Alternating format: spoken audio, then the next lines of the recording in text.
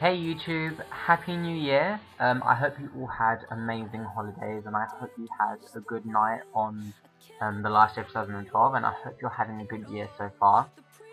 First of all, I wanted to apologize for being absent from YouTube. Like, I don't even know what happened. Like, I had so many videos planned and I still have the same videos planned to do, and some of them have already been shot and like I need to upload them. Like, I really don't know what happened. I had, like I said, a lot of videos planned and I just never got around to uploading them. And then a lot of stuff came in with where I was freelancing for, which had a lot of work to do there, and then the holidays. So I thought, why not start fresh and with a fresh new year and start off now. Now, this video is just like a little recap video of music from 2012. Overall, I have to say 2012 has been a really great year for music. Like, we've had a lot of albums from Taylor Swift, Pink, Kendrick Lamar. We've had some great albums released in 2012, Rita Ora's Aura included. Um, it's been a lot of anticipation from a lot of artists. I just really wanted to recap on some of the albums and give you my top 5 albums of 2012. And I want you guys to let me know what your top 5 albums of 2012 were too. Let me know down below. I'll start off by saying that my top 5 list, I thought about it quite a lot. The first spot was No Competition. This one took it as soon as I heard this album. And I knew it was going to be my album of the year. But I'll just start off by saying that albums like Rita Ora's Aura never quite made the list, but it is a great album in 2012 that I happen to love. 2012 also gave us like a little art pop pre-tasters but not tasters from Gaga. She gave us Stash and Cake. Like, I've had these questions a lot. I love Stash, I love it so much. If it's anything by what art pop may sound like, then we're in for a good album. But yeah, I'm just gonna carry on straight on with my top 5. So at number 5, I've already reviewed this album on my channel, and number 5 goes to Christina Aguilera, Lotus. Like I said in my other videos, if you've seen them, I do like Christina Aguilera, I always have. I'm not like a massive fan, I follow everything that she does, but I do like her a lot. I think she has an amazing voice. Lotus, for me, was a great comeback album for her. It showcased her vocals really well in some of the more ballad tracks like Blank Page and Ceasefire.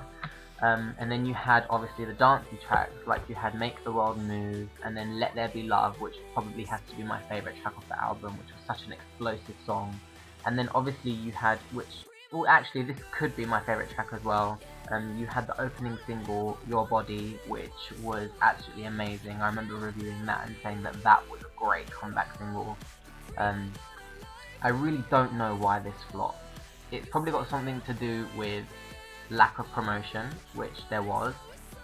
Even though she did do quite a bit in America, she did nothing anywhere else. But I'm really surprised this flopped. This was a great album and didn't deserve it. But yeah, here we go. Release Christina Aguilera comeback. Hope she does a tour. I'm not holding my breath that she's doing a tour for this, obviously because of like the flop that this. She probably won't tour, but I hope she does. So yeah, album 4. I've reviewed this as well on my channel. Ellie Goulding's Halcyon. Now, this is Ellie Goulding's second studio album. I remember saying this in another one of my reviews, that Ellie Goulding was the kind of artist that I followed Ellie Goulding since the start of her career, before she released the album Light. I listened to her when she released her Under the Sheets EP, like from the very beginning, and I absolutely loved her. And I love Ellie, and Ellie was the kind of artist that I thought, she's done Light, she released and done Bright Light. That album Era was absolutely amazing. That album I think is flawless. But what is she going to do next? I never quite knew what else she could do. So I was waiting for her second album, and Halcyon came out. She really has blown everything out of the water. Like, Halcyon for me, my favourite album has to be, in terms of quality, is Halcyon. It's such a great album. It does come really close to Bright Light, and like that, like Her vocals on this are amazing. Her sound direction is totally different. Her production's totally different as well. She does deserve a lot of credit for this album. She really has shone through and shown that she can do something else.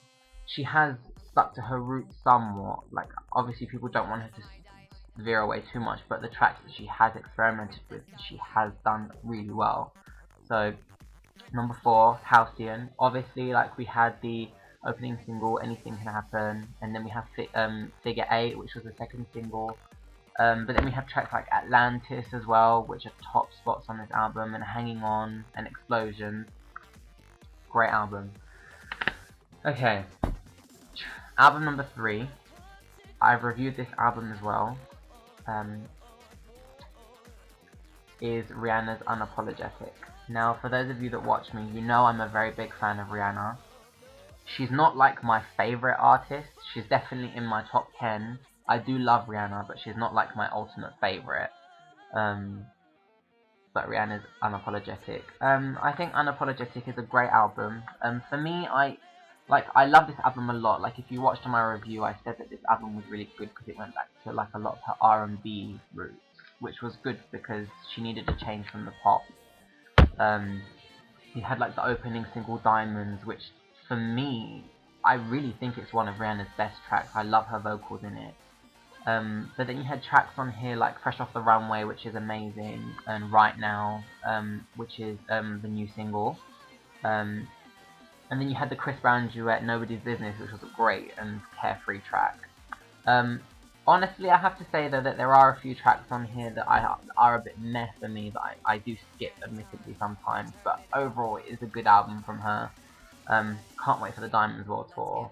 But yeah, in position 3 is Unapologetic. Now, I said I was going to review this one. I haven't reviewed this one yet, but I'm going to because of how amazing this album is. My second favourite album of 2012, which didn't quite make number 1, was Kesha's Warrior. Okay, I haven't said anything about this album. I did say something about Die Young, saying that it was underwhelming, but I take that back completely. Die Young, I have to say, is an amazing track from her. Warrior, number 2, what can I say? This album is amazing. She's another one who I thought, what could she do next? She's really shone through with this album. It's not as techno and electronic as Animal and Cannibal was. It really does showcase her talent. She has got talent. Like, a lot of these tracks do show off her vocals, even though most of them are auto-tuned, which is what we love her for, being a skanky, glittery, dirty hoe. But that's what we love her for. This album's full of dancey tracks, meaningful tracks, soul ballads. Like, top tracks for me from this album would have to be Die Young, opening single, Crazy Kids, Only Wanna Dance With You, Warrior, and I think my favourite track has to be All That Matters Is The Beautiful Life. Great album. Again, same as Bionic. Lack of promotion. Bitches need to promote their albums. This album is great and I have no idea why she let it flop. She needs to come back and she needs to promote this and she needs to tour with this because this album really is amazing. Okay. Number 1. Now, most of you are going to think, duh, obviously you're going to choose this. You've been going on about this for ages. And some of you are going to think, really? Now I'll explain why I didn't choose the one that you're probably all thinking. I was going to choose Kelly Clarkson's Greatest Hits because obviously one of my top artists. For those of you who don't know, obviously Lady Gaga is my number 1. And then after Gaga, like, I love Kylie Minogue and Kelly Clarkson. So they're my 3, like, ultimate artists that I love and adore. But I thought with Kelly Clarkson's Greatest Hits and Kylie Minogue's Abbey Road Sessions as well, I didn't choose either of those two only because like they were like greatest hits kind of thing. They don't quite count as a new album. Even though 2012 did give us the amazing Catch My Breath from Kelly Clarkson and Don't Rush and People Like Us from the Greatest Hits. But didn't count because it's not a studio album, but I'll talk about those later. Number 1, and my favourite album of 2012 has to be Marina and the Diamonds, Electra Heart. Now, same as what I said about Ellie, I did love Marina from the beginning, from the Family Jewels, ever since Hollywood came out. And I was always scared about what she was going to come up with next, how different she was going to sound. Electra Heart really blew me away. This album from start to finish, there is not one track on this album that I dislike. She really has come through. She deserves all the success that she's getting from this album, and now she's cracking America as well. She really does deserve it because this album is thorough, thought through. The vocals on it are amazing. The singles off it so far have been amazing. Top tracks for me are Prima Donna, love that track, Power and Control, Living Dead, Sexy Air, and How to Be a Heartbreaker, and Teen Idol. To be honest, this whole album is amazing. For those of you who haven't heard it yet, shame on you, go and listen to it. But for me, easily hands down, 2012's best album was Electra Heart. Just to wrap up 2012 a bit, obviously, like I mentioned earlier, Kelly Clarkson's greatest hit. 10 years in the industry for Kelly Clarkson. She's incredible, one of my absolute all-time favourites. Same again with Kylie. 2012 gave us Kylie's K25 year, 25 years in the industry. Kylie deserves it so much. Like, she's such a thorough artist, such an amazing artist. Any Gaga fans who are watching, I urge you to listen to Kylie Minogue, only because I feel that Kylie is one of the artists whose music matches to Gaga's quite a bit in terms of dance and electronic. Like, I urge you to listen to Kylie. I've had a few fans, Gaga fans, that I've converted to Kylie, and I think you should listen to her too. But yeah, we had K25, we had her single Time Bomb, which was amazing. We had the release of the Abbey Road Sessions album, which was the remake of a lot of her hits, which really showcased her vocals off and how she could remaster all her songs and string them down to like pure orchestra. But yeah, 2012 was a great year for music. Sad to see it go, but entering into 2013 now. 2013 is going to bring us obviously none other than ARTPOP. ARTPOP will probably will slay 2013. I have no doubt about that. Disagree with me if you want, but that's what I think is totally going to slay 2013. We've got the new album from Britney Spears coming in 2013 as well. We have a new Nicki Minaj album in 2013 as well, titled Pink Friday again.